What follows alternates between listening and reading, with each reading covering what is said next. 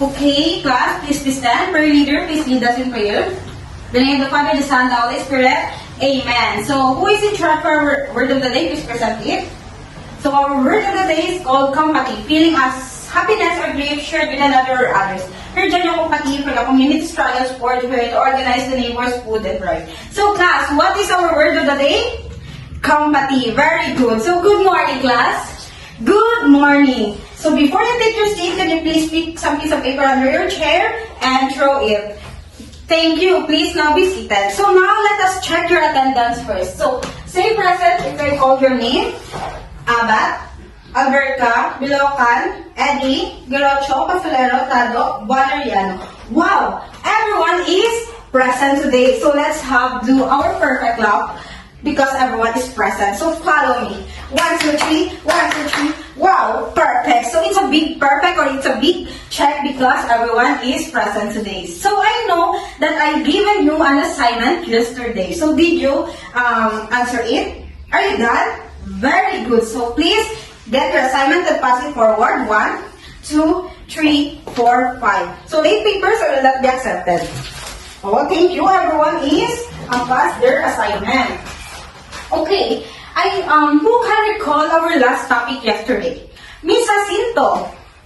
Very good. Our topic yesterday is about verb. Verb is action word. So when we say action word, like for example, walking, very good.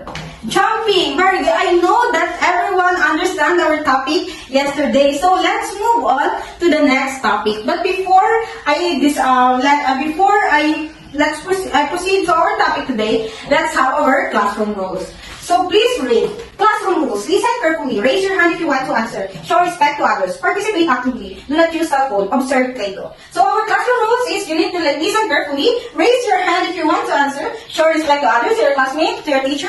Participate actively. Do not use cell phone. Please keep your cell phone inside your bag. And observe Play-Doh. Clean as you go. So before we proceed to our topic today, let's have an activity. Are you ready for an activity?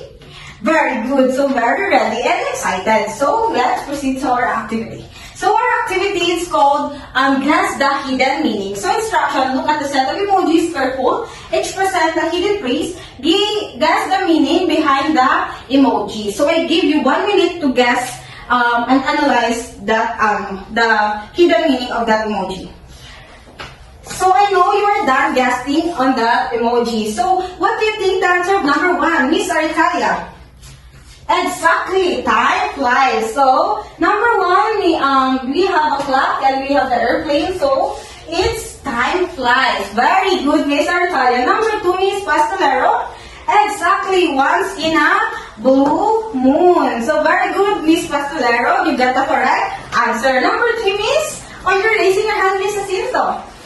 Yes, the cat is out of the bag. Very good, Miss Jacinto. And lastly, Miss Alimango. Exactly. Be on cloud 9. Very good, Miss Alimango. So, what did you notice in our activity today? Miss Abat, do you have an idea? Yes, did you notice that we guessed the meaning? So, what illustration represent in our activity today? Miss Abunin? It's representing emojis. Very good. And we guessed the meaning. So very good, Miss Abunin. Okay, class. What do you think our lesson today? Anyone who have an idea? Miss Bilocan? It's all about guessing the meaning. Let's check later. Mr. Sila, do you have an idea? You are raising your hand. Yes? Idiomatic expression. Let's see if it is idiomatic expression. Exactly, Mr. Silaw. So class, our topic today is all about idiomatic expression. But before we proceed to our discussion, let's first read our lesson objectives. So at the end of the lesson, the student should able to identify the meaning of idiomatic expression, perform a role play that applies idiomatic expression in real-life conversation, and share and explain the practice application of idioms in daily life. So class, this is our class. This is our objective. So later on, we will apply this all objectives. So now, but before we start to our discussion again, let's have another activity. So are you ready? Very good. Ready na ready. So let's have our second activity. So our activity names spot the true meaning. So instruction: observe the two pictures carefully and choose which picture gives the correct meaning. So very good. So let's proceed to our activity. Did you get it? The instruction? Yes, very good. So let's have first picture. So raining cats and dogs. So what do you think when we say raining cats and dogs? Miss Paratar, did you notice that raining cats and dog is in the picture number 1? Let's check if number 1. But thank you, Miss Paratar, for that idea. But better luck next time. But thank you for that answer. So it's raining cats and dog. It means, what do we call this? Heavy rain. So let us know later why it is heavy rain.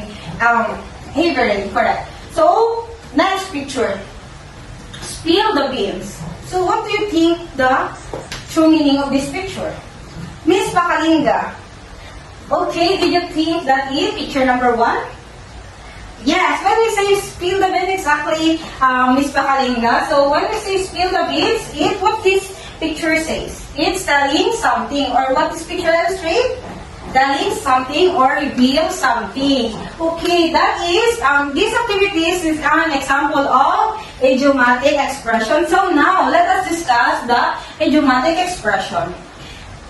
Idiom, an idiom is a group of words or another words, a phrase that has a meaning different from the literal meaning of the words in it. So according to Oxford Learner's Dictionary, so an idiom is identified as a group of words whose meaning is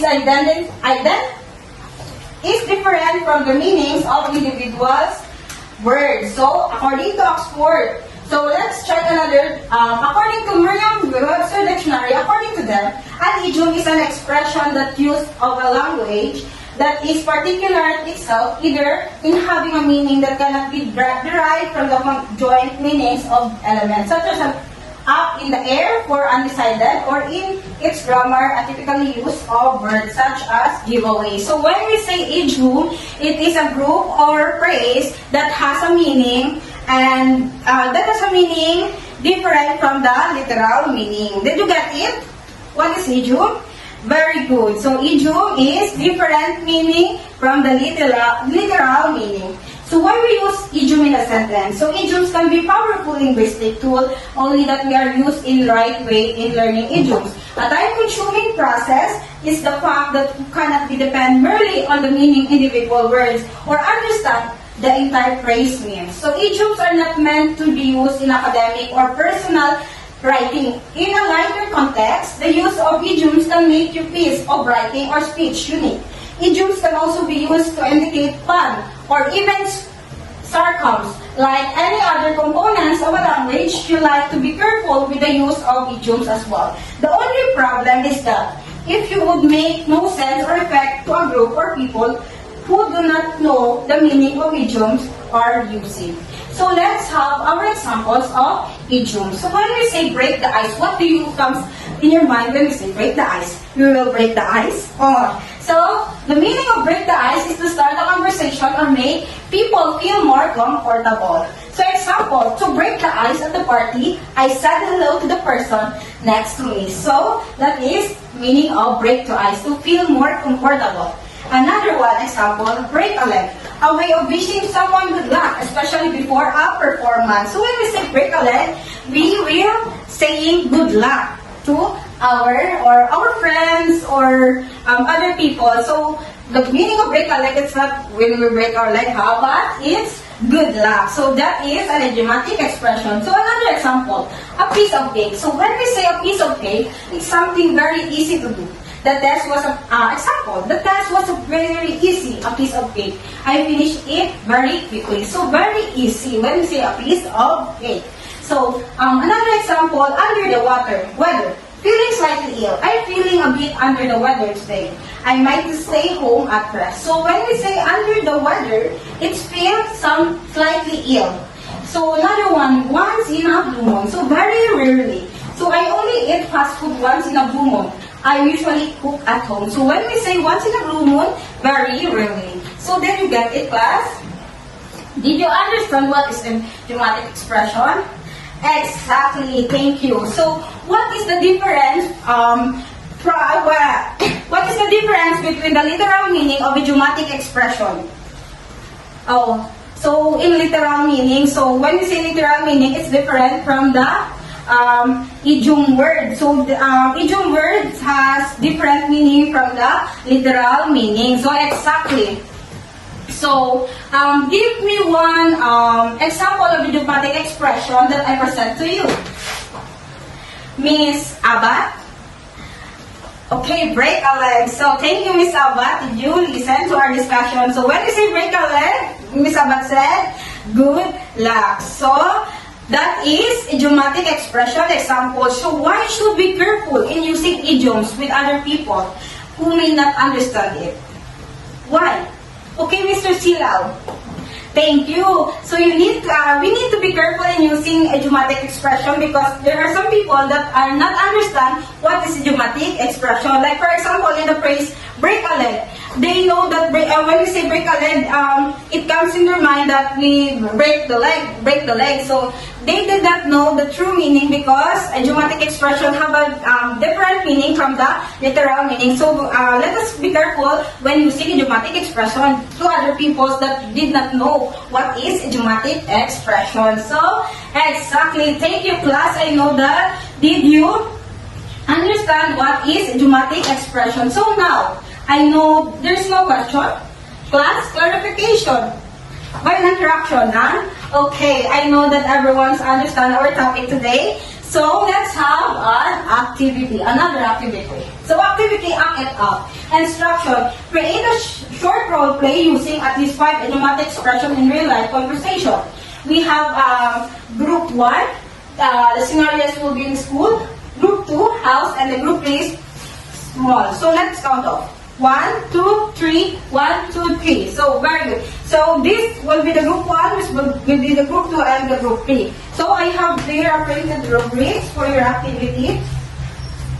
Okay, group 1, group 2, and group 3. Please follow our rubrics. So now you have 5 minutes to collaborate with your group on what the scenario did you use and what idiomatic expression you will use. So you may start now. 5, 4, 3, 2, 1. Okay? Time's up. So, group number 1, please present your scenario. Okay, thank you, group 1. It was a fun presentation for us. We already, all of us are loved and happy for your presentation. So, group 2, please present. Oh, also group 2 was a very good presentation. I know that group 3 so very prepared on this activity. They are so very competitive when I see. So let's see the presentation of group 3. Okay, very good group 3. It was a great presentation. Very good class. Did you did it well because it was a very fun and interactive presentation. All of us are loved. And did you really use the idiomatic expression? Did you learn idiomatic expression? So wow, let's have a review. So what do we mean by idiomatic expression? Okay, idiomatic expression. Thank you, Mrs. Cinto. Idiomatic expression is a group of phrase of a different meaning from the literal meaning. So, who can give me another example of idiomatic expression? Miss Tado? Very good. Once in the blue moon means very rarely. Very good, Miss Tado, for that example. So, I have a question. So, if your best friend will sing in the front of stage and you feel nervous because so what did you use idiomatic expression to encourage him? Miss Pastolero? Exactly. Miss Pastolero said that he will encourage her best friend by using idiomatic expression of break a leg. So he said good luck to his best friend. So another question. So if your mother asked you about the exam and it was very easy, which idiomatic expression, what idiomatic expression will you use to say to your parents? Mi sustento? Yes, exactly. You say, Mr. Cinto said that he will say to his mother a piece of cake. So, very easy. Exactly. So, I know that everyone understand our lesson for today. So, now, let's have our quiz.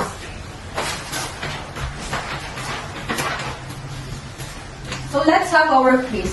So, in 5 minutes, you need to answer, 10 minutes, you need to answer our quiz to test if you really learn of the on our topic. So get one and pass. Thank you. So you have 5 minutes to answer our activity in part 1. So in part 1, we have matching type. So match the idiom in column A, which is the correct meaning in the column B. So write your answer in the space provided. So now you proceed to test 1. Okay.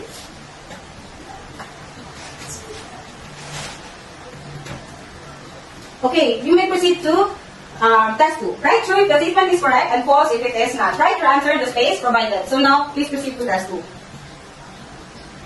Okay, 5, 4, 3, 2, 1. So class, please pass your paper forward. 1, 2, 3, 4, 5. Okay. Everyone answered well. I think everyone is perfect. Very good answer. So, since you are already understand what is idiomatic expression, we will have our assignment. So write 5 sentences using idiomatic expression. Underline the idiom used in a sentence. So you will be write your assignment in a 1/2 sheet of paper, and we will be back past tomorrow. Understood? Yes, understood. So now, I know that, are you really fun in our discussion today? Did you understand well? Very good. So now, thank you class.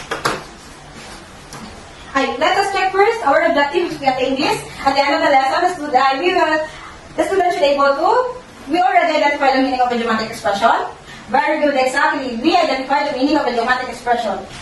We perform a role play that applies idiomatic expression in real life situation. Did we attain this objective? Yes, exactly. We perform on role playing. So we share and explain practical application of idiomatic expression in daily life. Did we attain this?